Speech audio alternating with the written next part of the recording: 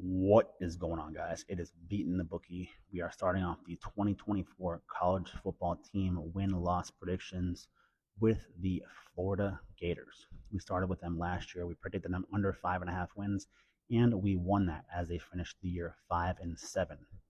This year's Gators team, while they may be better than last year's team, this year's team has the hardest schedule I have ever seen. One of the hardest I have ever seen.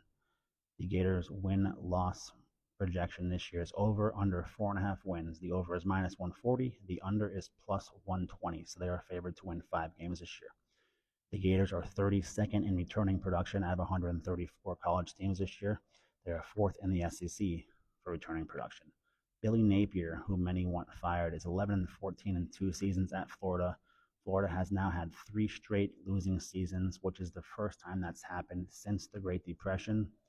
Their strengths this year are on offense. Quarterback Graham Mertz, who had a great year last year coming over from Wisconsin, where he was very poor at Wisconsin, I thought one of the worst in the country for starters, came last year and proved himself to be a very serviceable quarterback and a pretty good starter. Their offensive line should also be ranked in the top 10 in the country. Their running back, Montrell Johnson Jr., should be good also. And they have a couple of receivers who are good, who should just do just fine this year. They did lose Etienne, their star running back, to the Georgia Bulldogs, their rival. Now that is the offense. Now what comes now is the defense. The defense, which was their weakness last year, will continue to be their weakness this year. Last year they were ranked 111th in coverage D. They lost their star defensive lineman, edge rusher, and 2 of their top cornerbacks to the transfer portal. They did add Cormani McClain, a freshman transfer from Colorado, but McClain is very undersized, and I think he'll struggle in the SEC. I don't really think that will help them that much. They're going to be dogs in 9 of their 12 games. They're minus 2.5 to Miami. Sorry, they're plus 2.5 points week 1 at home against Miami. So they're a home underdog. They are also underdogs to Texas A&M, Tennessee, Kentucky, Georgia, Texas, LSU, Ole Miss, and Florida State. So I think they'll only be the favorite in 3 games this year. So their over-under win total is 4.5. So that means they'll have to win 2 games as an underdog. Can this happen? Sure. But chances are pretty slim because this schedule is just brutal. I mean, look at this. They start off with Miami, who should be very improved this year. They added Cameron Ward at quarterback. Miami had probably the best time this year in the transfer portal, and they should be loaded. Now, with that said, of course, Miami could always choke and lose that game, but Miami is favored for week 1. Then they face Samford in week 2, which should be a win, even though Samford has given them trouble in the past. Texas A&M week 3, they are a home underdog there. Mississippi State, new coaching staff there. We don't know what they're going to bring, but I gave the Gators the win there. UCF at home. Going to be a lot of UCF fans there.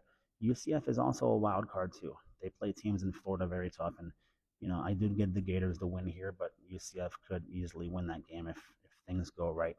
Tennessee, they're a favorite, double digits over the Gators this year. Kentucky should be having one of their best seasons ever this year, so I expect Kentucky to be strong, especially on the ground. Georgia, we all know about them. They're going to be a juggernaut this year. Possible national championship at Texas, as Texas has joined the SEC. That's going to be a very tough road game for the Gators to win. Then you have LSU, who should have a pretty good year this year, even though they lost Daniels. Then you got Ole Miss, who is a playoff team in my eyes. Ole Miss, one of the best teams in the country this year. And then you got Florida State. Now, Florida State did lose a lot of production. They did lose quarterback Jordan Travis on offense. I think maybe potentially the Gators could upset Florida State in this spot. I do think it helps the Gators to have quarterback Graham Mertz, so there's some certainty at the quarterback position. But ultimately, I do think Billy Napier is over his head. So I think if, Florida is 3-6, 3-7 after the LSU game, I think we could see the Gators possibly fire Napier and have an associate head coach, a backup head coach, an interim head coach in the waiting. But, the Gators could certainly win a few of these games that I have marked as losses. But as of now, I'm going to go with the Gators under 4.5 wins at plus 120. Because, like I said, I give them these 3 wins. I just don't see 2 other wins on this schedule that I can give them. So I'm taking the Gators under 4.5 wins at plus 120. What do you guys think? Let me hear it in the comments.